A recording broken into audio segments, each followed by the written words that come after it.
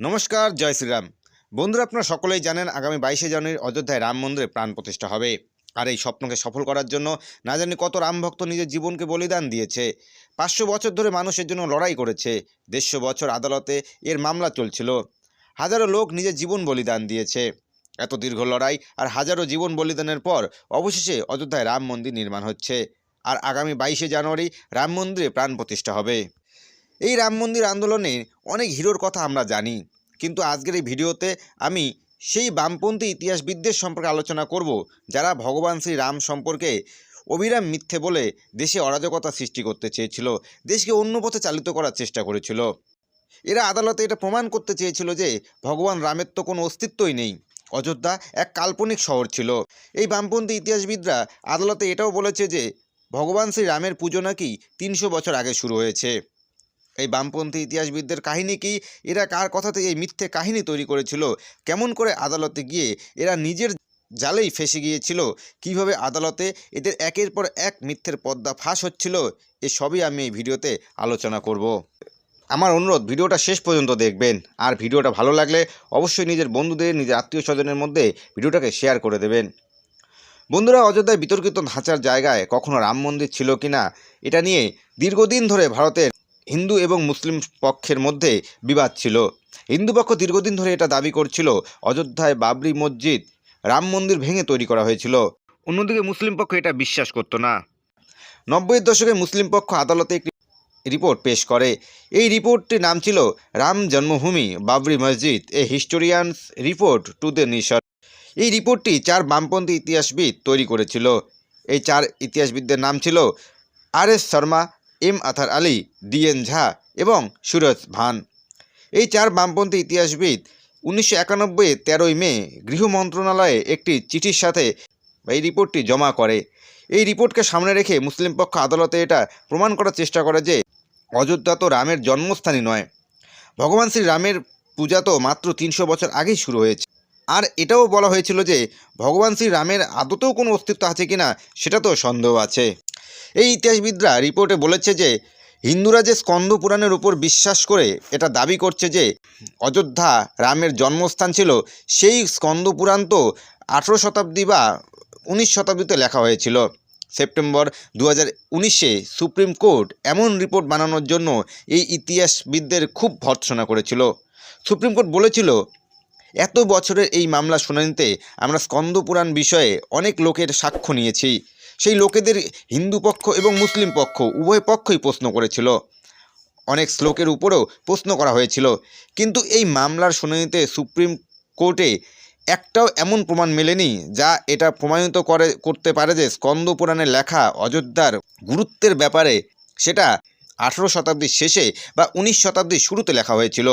আপনারা একটু বিষয় জানলে আরও অবাক হবেন যে এই 4 ইতিহাসবিদদের মধ্যে সুরজ ভান এবং আর.এস. শর্মা ছাড়া বাকি 2 জন ইতিহাসবিদ তো কখনো অযোধ্যাতেই যায়নি। এমনকি এরা বেদ বা পুরাণ পর্যন্ত পড়েননি। এটা শুনে তো আদালতের চক্ষু চড়ক গাছ।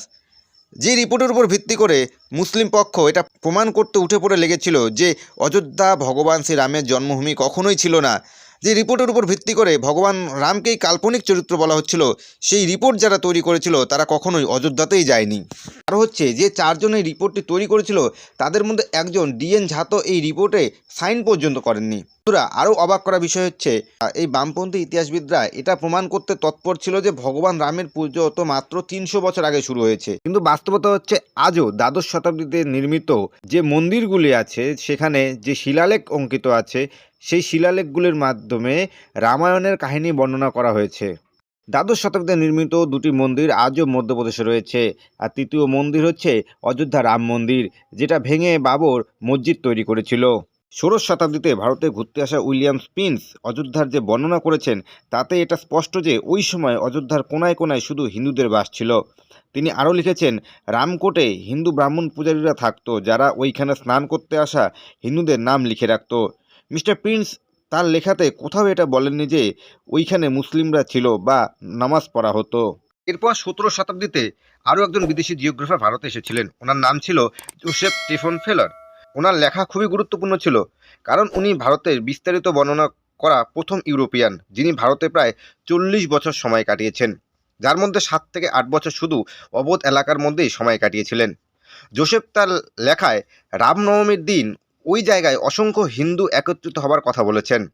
উনিও অযোধ্যায় ওই সময় মুসলিমদের সম্পর্কে কোনো কথা বলেননি, বা মুসলিমরা যে ওখানে নামাজ পড়তো সেই বিষয়েও তার লেখায় কিছু লিখে যাননি।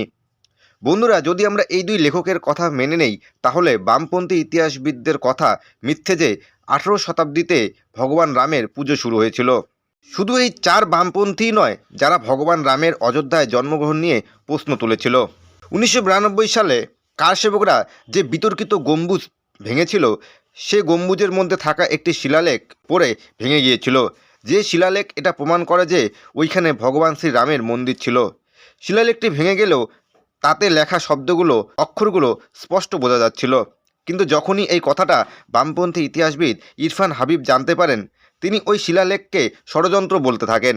তিনি বলেন ওই শিলালেখটি মসজিদে ছিল না, বাইরের থেকে নিয়ে গিয়ে ওই শিলালেখটাকে ওখানে রাখা হয়েছে। এরপর যখন এটা নিয়ে ইরফান হাবিবকে জিজ্ঞেস করা হয়, যদি এটা বাইরের থেকে নিয়ে গিয়ে ওইখানে রাখা হয়েছে, তাহলে কেউ দেখতে পেল না কেন? তার উত্তরে ইরফান হাবিব বলেন, এটা তো লখনৌ মিউজিয়াম থেকে চুরি করে নিয়ে সেই মসজিদের মধ্যে রাখা হয়েছে। এরপর আদালত যখন এএসআইকে নির্দেশ দেয় সেই শিলালেখের মধ্যে কী লেখা আছে সেটা বিস্তারিত আদালতে বর্ণনা করার জন্য, এরপর এএসআই সেই শিলালেখের মধ্যে লেখাগুলো যখন আদালতে বর্ণনা করেন, সেগুলো শুনলে আপনাদের গায়ের লোম খাড়া হয়ে যাবে। যে বিতর্কিত গম্বুজ ওইখানে 400 বছর থেকে দাঁড়িয়েছিল, ওই গম্বুজের মধ্যে একটি শিলালেখ ছিল, যেটাতে স্পষ্টভাবে লেখা আছে, এই মন্দির সেই ব্যক্তির সম্মানে নির্মাণ করা হচ্ছে যে ব্যক্তি 10 মাথাধারী রাবণকে বধ করেছিল। আর এটা কোনো মন গড়া কাহিনী নয়, এ সবের প্রমাণ আছে। কিন্তু এত প্রমাণ থাকা সত্ত্বেও বামপন্থী ইতিহাসবিদরা, মুসলিম পক্ষ অবিরাম এটা প্রমাণ করার চেষ্টা করছিল যে ওখানে মন্দির নয়, মসজিদ ছিল। এলাহাবাদের হাইকোর্টের নির্দেশে যখন 2003-এর 22শে মে সেই বিতর্কিত ধাঁচার নিচে খনন কার্য শুরু হয়, যা 11ই জুন 2003 পর্যন্ত চলেছিল, সেই খনন কার্যে থাকা 131 জন শ্রমিকের মধ্যে 52 জনই মুসলিম ছিল। খনন কার্য শুরু হতে এটা স্পষ্ট হতে থাকে যে মন্দির ভেঙেই সেখানে মসজিদ নির্মাণ করা হয়েছিল। 21 দিন ধরে চলা সেই খনন কাজে নিচ থেকে যা যা সামগ্রী বা বস্তু পাওয়া গেছে, তার সবের সাথেই হিন্দুদের সম্পর্ক ছিল। অর্থাৎ এটা স্পষ্ট যে সেখানে মসজিদ নয়, সবার আগে মন্দিরই ছিল। পাথরের গায়ে যে সব চিত্র অঙ্কন করা ছিল, তা সবই হিন্দুদের সাথে সম্পর্কযুক্ত, যা এটা প্রমাণ করে যে সেখানে মন্দিরই ছিল। এর মধ্যে অনেকেই বলবে যে সেই খনন কার্যের মধ্যেই কারচুপি করা হয়েছিল। তাদের উদ্দেশ্যে আমি বলতে চাই যে খনন কার্যটি আদালতের নির্দেশে, আদালতের নিগরানিতে হয়েছিল, তাই সেখানে কারচুপির কোনো প্রশ্নই ওঠে না। এরপরেও কিছু বামপন্থী আছে যারা অতীতেও সেই রাম মন্দির নিয়ে প্রশ্ন করেছিল, এখনও করছে এবং ভবিষ্যতেও করবে। এই বামপন্থীদের নিয়ে যদি আপনাদের কোনো মতামত থাকে, অবশ্যই কমেন্টে জানাবেন। আর এখন আমার চ্যানেলটাকে সাবস্ক্রাইব না করলে চ্যানেলটা সাবস্ক্রাইব করে দিয়ে পাশে থাকা বেল আইকনটি বাজিয়ে দেবেন পরবর্তী ভিডিও নোটিফিকেশন সবার আগে পাওয়ার জন্য।